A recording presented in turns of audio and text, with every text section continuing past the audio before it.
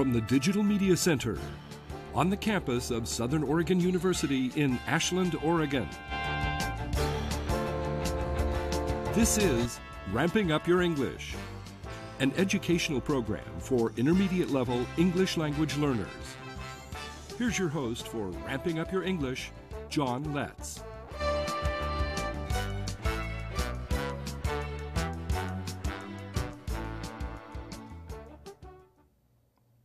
Welcome to Ramping Up Your English.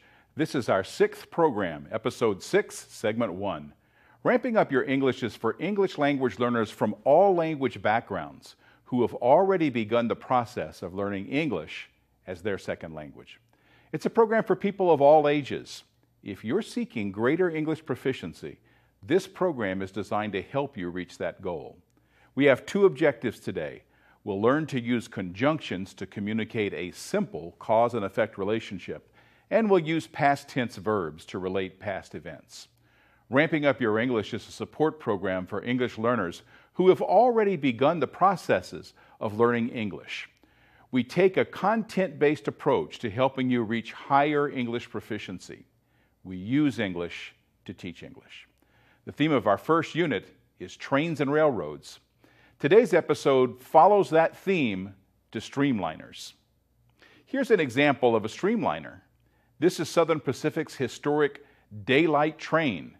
Can you see the differences between this train and the ones we've looked at so far? The age of the streamliner only lasted a few years, but is remembered as railroad's golden years in the United States. Let's watch this video to learn more about streamliners. Today on Ramping Up Your English, Streamliners, an important era in railroad history. You'll see some beautiful locomotives in this video clip. In the United States, the steam locomotive was the only power for 100 years. Diesel technology was here before streamliners, but steam was the main power well into the 20th century. The Great Depression of the 1930s devastated America's railroads. Along with plummeting freight traffic, passengers were not buying tickets for rail travel. In an effort to attract passengers back to trains, some railroads completely redesigned the passenger train. This was all about speed and passenger comfort. Locomotives were designed for less air resistance, and train sets consisted of cars with congruent design. The sleek, fast streamliner screamed modern, and well-to-do passengers couldn't wait to buy tickets and come aboard. The faster, lighter train symbolized progress, and those who could were eager to climb aboard.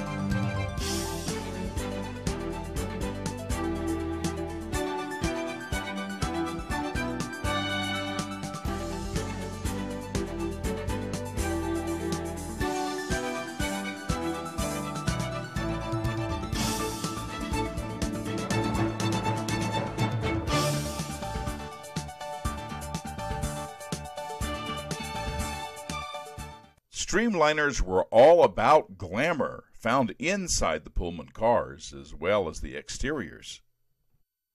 So while Streamliners were short and fast, there was no scrimping on the luxuries found inside. Many streamline innovations continue in today's train design. Santa Fe Railroad pioneered the two-story cars seen on today's Amtrak Superliners.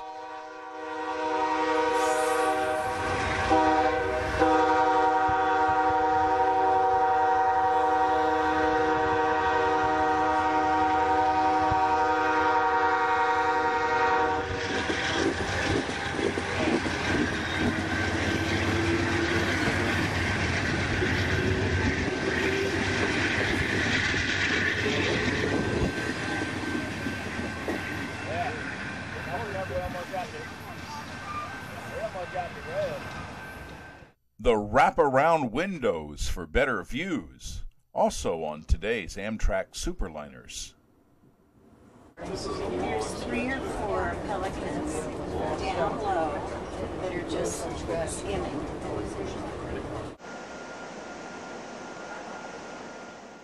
Cars from Superliners are still on the rails, pulled by Amtrak as separate cars.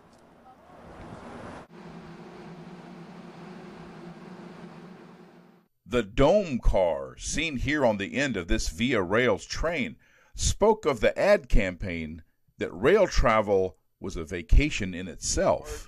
Getting there was half the fun. Is that a glacial moraine? Is that a glacial moraine? There's another valley that is headwaters of the Columbia River. Really? Even Amtrak's locomotives carry the streamlined design of cutting through the air for greater speed.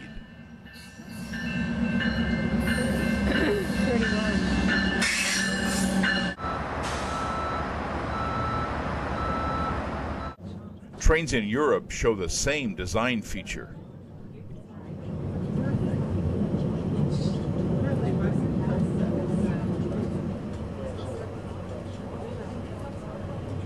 It was such a big deal. Streamlined design found its way into everything from travel trailers and motorcycles to even toasters. And the dream of bringing people back to the rails? Well, that turned into a nightmare for the railroads. Automobiles and airplanes sent railroad passenger service into a steep downgrade. By the time Amtrak came to the rescue, there was little passenger service left to save.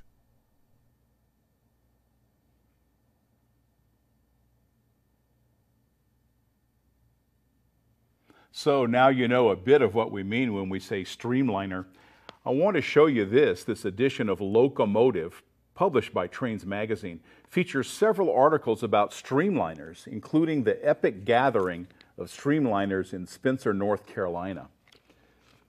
So, our website at letscreate.org also has a link to the American Experience program on PBS that artfully explores the age of streamliners. There's also a link to the American Experience program on the Transcontinental Railroad. We'll get down to some language work right after this.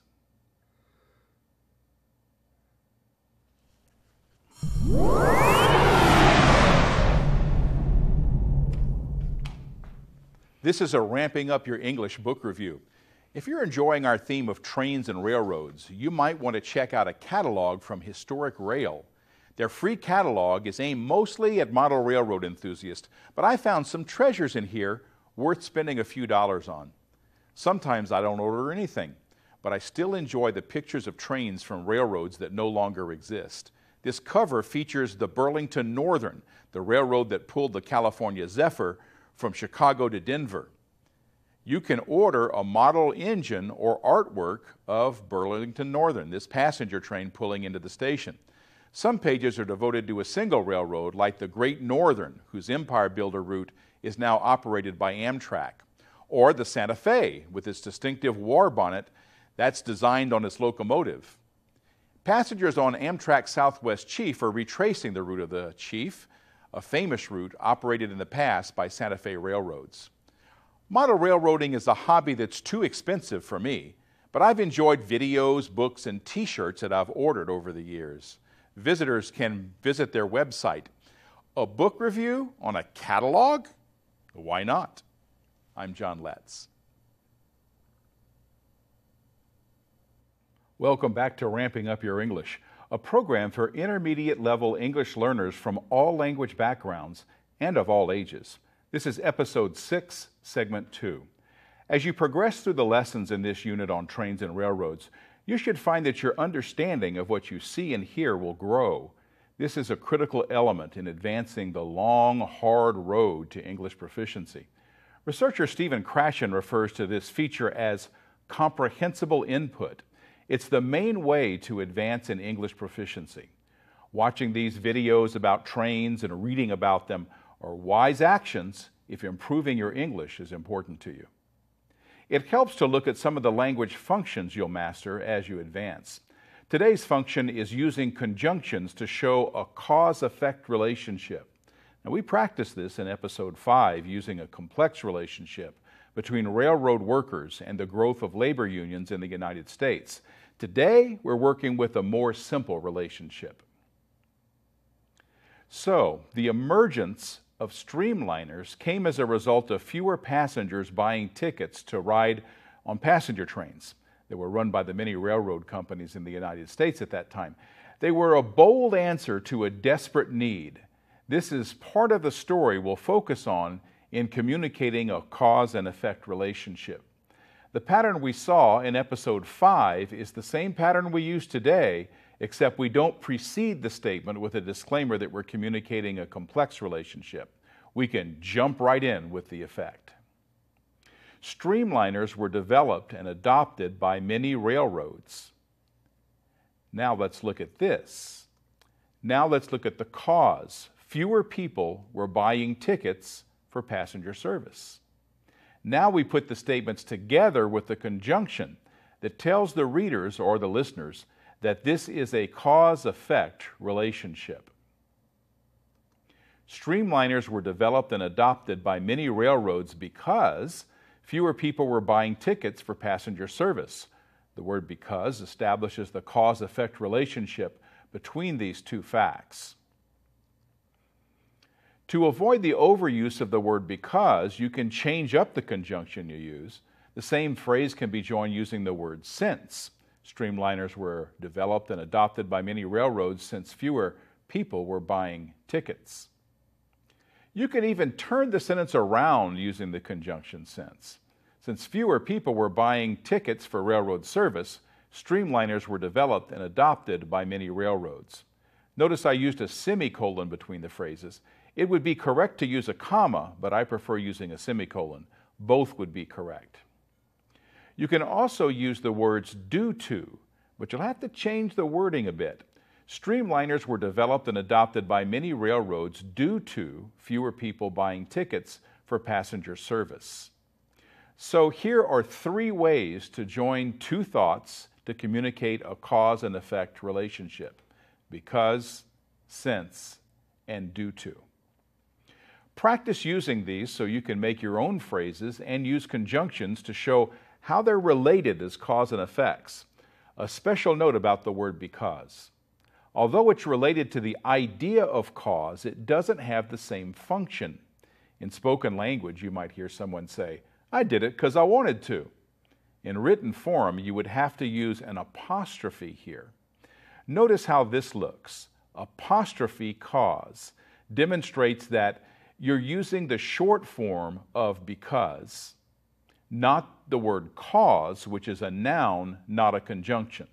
In spoken language, it would sound more like "cause." Our website, letscreate.org, has what you'll find helpful for structuring practice for today's lesson. These are called sentence frames. The first one has you fill in the conjunctions we're practicing. The second one is more open-ended, so you can change the wording if needed. To give you more flexibility, we'll use this sentence construction chart. Now, the way this works is you take a group of words from the left and join them with a group of words from the right. using the conjunctions at the bottom screen. For example, I was late to work because my child was sick. Mix them up, knowing that you may have to change some of the wording. Practice using the conjunctions in the middle of the chart: because, since, and due to. So this is your homework for this episode. Feel free to add to this. You can put sentences together and then read them to yourself. Do they sound right? If not, there may be a need to change some of the wording. Just be sure you're still doing a cause and effect idea. You're watching Ramping Up Your English. This is episode 6, segment 2. We'll return with segment 3 right after this.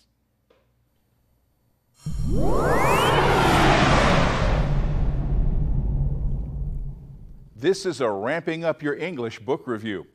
We have a saying in English: never judge a book by its cover. When I saw the book Diesel Electric 4030 by Henry Billings being discarded, I thought it had outlived its life. After all, it was written in 1950. Well, that would have been such a loss, because the basics of diesel electric locomotives have not changed at all in all these years, and this book's easy-to-read wording and clear sketches make it valuable in understanding the technology that moves trains across our land. Billing takes readers on an imaginary but realistic run between Harmon and Albany, New York. His illustrations show readers how a locomotive works, including how it powers all the train systems. One of my favorite illustrations is the one showing the railroad signaling system and how it works. There's a lot to love in this old book. Getting your hands on one could be tricky. Search your library or used bookstore for Diesel Electric 4030 by Henry Billings from Viking Press. It's an oldie, but a goodie. For Ramping Up Your English, I'm John Letts. Welcome back to Ramping Up Your English. This is segment 3 of episode 6. Our theme is trains and railroads. Today's episode centers on a style of passenger train called Streamliners. Streamlining was a design movement that went far beyond railroads. It represented progress and was applied to many things and even to processes. Streamlining basically meant enhanced function and the dropping away of unnecessary elements. The adoption of streamliners coincided with the railroad's change from steam power to diesel electric locomotion. It also saw the naming of passenger trains. One of the first named trains in the United States was Southern Pacific's Sunset Limited. That name is proudly carried on by Amtrak today. Here's a video clip of one portion of the Sunset Limited route.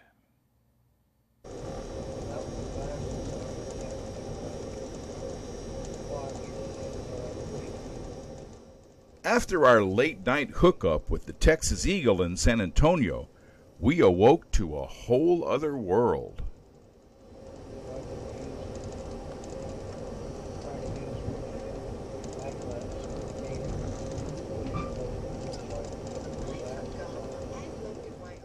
This is West Texas, having nothing in common with East Texas except the state's name.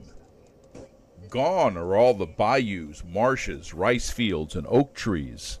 We're riding through the desert here, somewhere between San Antonio and Del Rio, looking a lot like Mexico's northern deserts. That should be no surprise. All of Texas used to be part of the República Mexicana.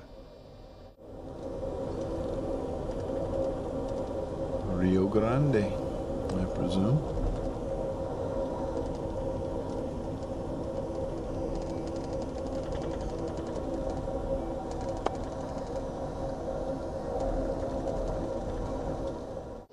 Right on the border near Del Rio, we see a break in all this dry country. Lake Amistad. Doesn't that mean friendship? Yes. I don't think it's too friendly anymore, is it?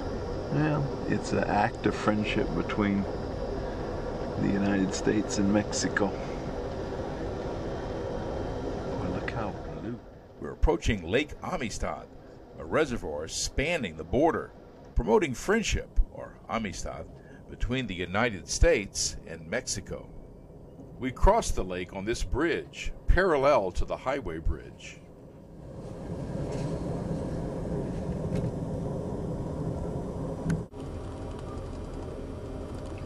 This is west of Del Rio.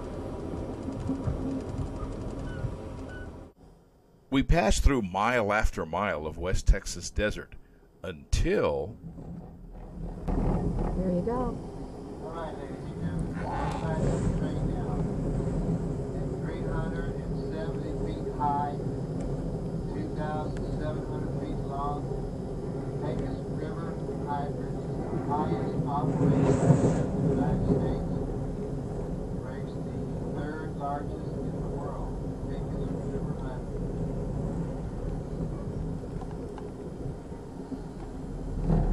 That's the old railroad. If you didn't hear all that, we crossed the Pecos River on the highest railroad bridge in the United States. This is the view looking north. Let's see the crossing looking south. This is the Pecos River that we're crossing over now, the highest railroad bridge in the United States, the Pecos River. If you've heard of Judge Roy Bean, the law west of the Pecos, well, this is the Pecos River they're talking about. Somewhere west of here, we arrive at Sanderson, Texas.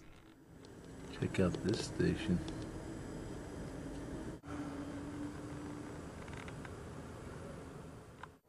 Just to be clear, this is not the Amtrak station.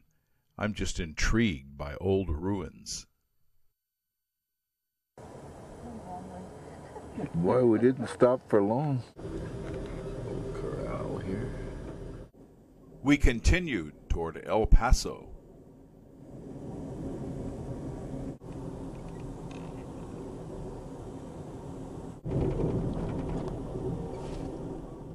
All these wide open spaces brought us to Alpine, Texas, a small, windy West Texas town.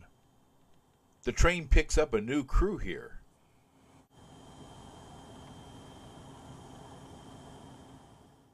And people get to watch the Sunset Limited come and go. Alpine was born in 1882 with the coming of the railroad.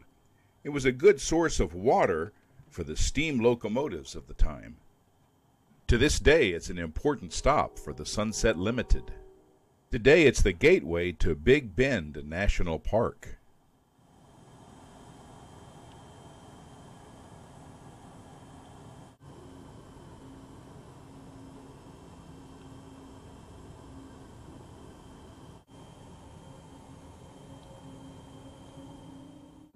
On one trip, we left Alpine to find snow in the desert.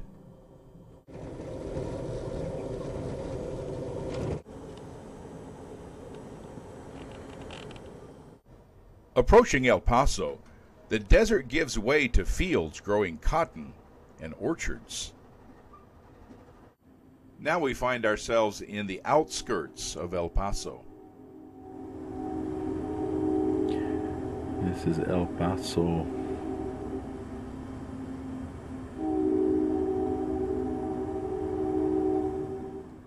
At this point, we enter the Union Pacific Freight Yards. Ladies and gentlemen, if I could please have your attention. Our next station stop, El Paso, Texas, will be coming up in about 7 minutes. If El Paso is your final destination, please check the seats around you, the floor below you. Make sure you have all your items with you.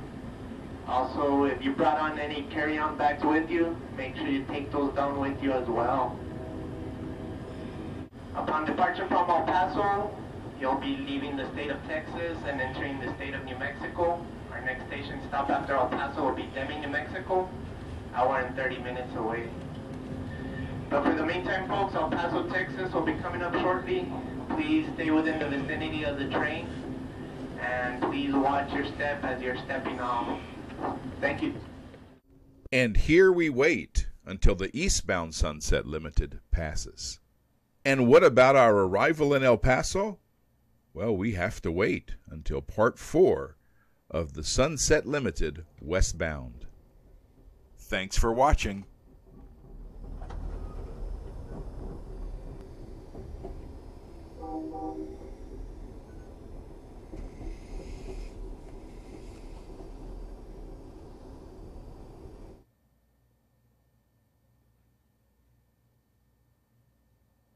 Welcome back to Ramping Up Your English. This is Episode 6, Segment 3. You can watch or even download today's program by going to archive.org/details/rogue-tv. In Episode 5, I urged you to read a book, Rising from the Rails. That is far beyond the comprehension level of most intermediate English learners. I found that reading above my head in my second language of Spanish often meant reading some sentences and phrases more than once and occasionally looking up unfamiliar words in the dictionary. In subsequent episodes, we'll list out some strategies for reading difficult text in your target language. That's all for Episode 6 of Ramping Up Your English. I want to thank my crew for all their technical help, RVTV for making this program available to our community, and I want to thank you for watching. We'll be back with Episode 7 of Ramping Up Your English. I'm John Letts. You've been watching Ramping Up Your English, a support program for intermediate level English language learners. Learn more. Visit our website at letscreate.org. You can also watch or download today's program at archive.org/details/rogue-tv. Join us next time on RVTV Voices for Ramping Up Your English.